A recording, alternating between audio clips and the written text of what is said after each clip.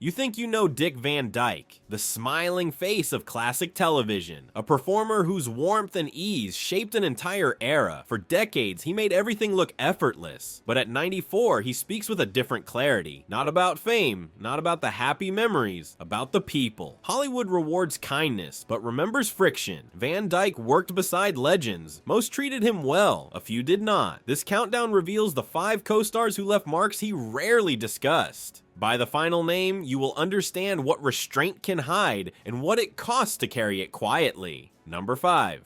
Rose Marie, the colleague who let jealousy sit between them. Rose Marie stepped onto the Dick Van Dyke Show with a clear understanding of what the work would be. She believed the writer's room would remain the center of the story, a space where she and Dick Van Dyke would stand side by side, trading lines and shaping the rhythm of the show. For a short time, that expectation held. Then the balance shifted. The home scenes grew. The camera lingered longer in the Petrie living room. Mary Tyler Moore, cast as Rob's wife, began to draw more attention, more scenes, more presence, more laughter directed her way. Rose Marie watched the change unfold, and it unsettled her. She did not protest openly. She did not create conflict. She felt herself moving from the center toward the edges, and that feeling stayed with her. Her daughter later confirmed what Rose Marie never fully concealed. She was jealous. Rose Marie admitted it herself in interviews, speaking plainly. She said she had joined the show believing the focus would stay on the writers, not the home life. When the direction changed, she felt pushed aside. To her, it was not simply a creative adjustment. It felt like an understanding had been broken. From Dick Van Dyke's perspective, the shift altered the atmosphere. On screen, their timing remained sharp and easy. Off screen, Rose Marie remained kind to him and made a point of saying she cared for him, but the tension between her and Moore settled into the room. A show built on unity carried a quiet divide, not born from argument, but from imbalance that never fully resolved. Rose Marie spoke openly about Moore being younger and receiving more attention. In her mind, Moore's rise mirrored her own shrinking space. Van Dyke was not the source of her frustration. He worked where the scripts placed him and adapted without complaint. The disappointment rested with the show's new focus, one she never expected when she signed on. Late in life, Rose Marie reflected on the series with affection. She called it one of her happiest professional periods. She spoke warmly about the cast and about Dick, but she did not erase what hurt her. The disappointment remained, rooted in watching her role change without warning. If Van Dyke felt quiet hurt from Rose Marie, it was never from hostility. It came from working inside a tension that was not his to resolve. The audience saw harmony. Behind the scenes, the imbalance lingered, steady and unspoken.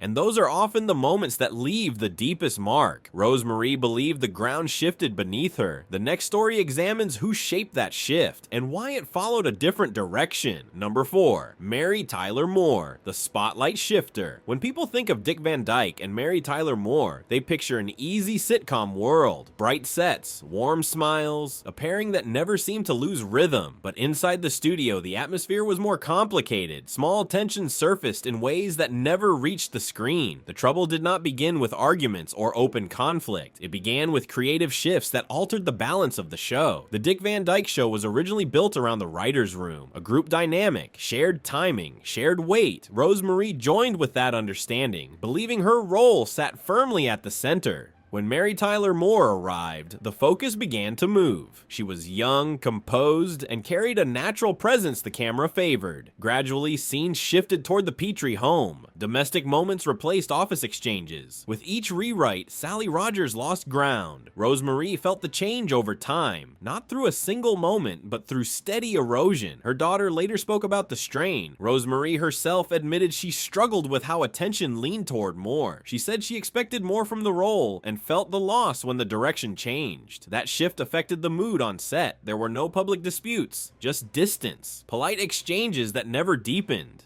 Rose Marie later described their relationship as friendly enough, a phrase that reflected how little warmth ever developed. One small moment captured the sensitivity of the atmosphere. Van Dyke once drew a sketch of Moore, exaggerating her smile. He had done similar drawings for others and saw it as harmless. Moore did not. She told him the sketch upset her and asked him to redraw it. Her response was calm but firm. What he intended as playful landed differently. The exchange stayed with him. It was brief, but it revealed how much emotion remained unspoken spoken beneath the surface. In later years, Van Dyke spoke kindly of Moore, and she did the same of him, but the early tension never fully disappeared. Rose Marie remained distant. Moore carried her own frustrations as expectations shifted. The show the audience loved was genuine, so was the strain beneath it. The smiles were real for the camera. What followed once the lights dimmed was quieter and far more restrained. Mary's arrival changed the rhythm of the series. The next story looks at who shaped that change from behind the scenes. If you want to follow more videos like this, you can subscribe here. Number 3. Carl Reiner, the Visionary Divider. Talking about Carl Reiner in relation to the Dick Van Dyke Show means acknowledging a quieter reality.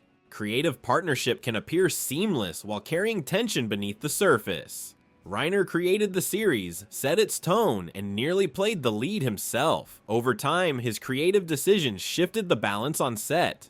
What began as a comedy rooted in the writer's room gradually became a show centered on home life, and that change altered how the cast experienced the work. In its original form, the series focused on fast exchanges between writers, long hours, and the daily mechanics of television production. The cast was hired with that vision in mind. They were meant to operate in the office, not the living room. As the show evolved, Rob Petrie's home became the focal point. His marriage moved to the center of the story, and that shift elevated Dick Van Dyke in ways others had not anticipated. Those most affected were the actors who joined expecting equal footing in the writer's room. Rose Marie believed the story would follow the team at work. Years later, her daughter said her mother watched her position slowly diminish as more episodes revolved around the home. Each adjustment created distance. Relationships that once felt balanced became uneven. Van Dyke felt the effects as well. The series exceeded his expectations, but he was aware of the strain behind the camera. Some accepted the new direction without protest. Others carried their disappointment quietly. There were no public disputes, only subtle signs of trust wearing thin as roles, and expectations shifted. Reiner worked under constant pressure. He wrote the scripts, oversaw production, and appeared on screen as Alan Brady. He later described days spent writing from morning until rehearsal, then returning to revise scripts late into the night. The pace sustained the show, but it left little room for personal connection. When the series ended after 5 seasons, Van Dyke said the cast was heartbroken. They had grown close, but the foundation had changed. By the end, everyone knew the show they finished was not the one they began. Before that success, Van Dyke's career had already been shaped by a different partnership, one that ended without warning. Number 2, Phil Erickson, the sudden vanisher. Dick Van Dyke's first real step toward a performing career began with Phil Erickson. Erickson had already worked small clubs and believed Van Dyke had something worth developing. In 1947, he urged him to leave radio work and local advertising. He told him there was more waiting if he was willing to take the risk. They formed a silent comedy act and called themselves Eric and Van, the Merry Mutes. The work was demanding, small stages, long travel, little money. They moved steadily up the coast, learning how to survive between shows. Van Dyke handled whatever needed doing backstage, from setting props to keeping the act running. It was not glamorous, but it became his first real training. For Van Dyke, it felt like momentum. He had recently left the army and was unsure of his direction, but the act gave him purpose. Erickson was more than a partner. He was the person who had opened the door. Then the partnership ended. There was no gradual break and no public explanation. Erickson remained in Atlanta to manage a cabaret space. Van Dyke moved on alone, first into local television, then into wider opportunities. What remains unclear is why the separation happened. There is no record of conflict or disagreement, only silence. For someone early in his career, that kind of ending carries weight. You invest your early years in a partnership, then discover it can disappear without warning. The experience stayed with him. It taught him that even close professional bonds can dissolve quietly. From that point forward, he relied on himself. He reshaped his work and moved ahead without expecting stability from others. Erickson had given him his start. Losing him forced Van Dyke to learn how quickly that start could be taken away.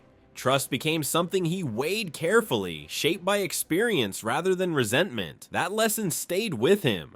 Later in his career, the next strain would not come from a partner leaving, but from attention he never asked for and a film that brought more noise than reward. Number 1. Angie Dickinson, Professional Misalignment. When The Art of Love entered production in 1965, Dick Van Dyke approached the Paris set with the same discipline that defined much of his early career. By that point, he was known for reliability and control, qualities that had carried him from television into film. Angie Dickinson was cast opposite him. She brought confidence and authority to the screen, comfortable with both the camera and her position in the industry. On paper, their characters shared a light romantic connection. Nothing intense, nothing controversial. The project was designed to be modest, polished, and unremarkable. The tone shifted once tabloids began to speculate. The story required little substance. A well-known actor, a popular actress, a marriage at home already under strain. From that outline, rumors formed. Claims of an affair, suggestions of jealousy, even talk of tension involving another actor. None of it was supported by evidence. It was conjecture amplified by repetition, gaining traction simply because it fit familiar Hollywood narratives. Van Dyke did not engage with the speculation. He continued working and avoided public response. But silence does not stop rumor, especially when personal circumstances are already fragile. The pressure showed quietly, not through statements or confrontation, but through restraint, through the effort required to keep private life intact while headlines lingered. What should have been routine work became surrounded by noise he did not invite. Dickinson later described the film without warmth. She said the project lacked connection and suggested she may not have been the right match for her co-stars. Her comments did not imply conflict or closeness. They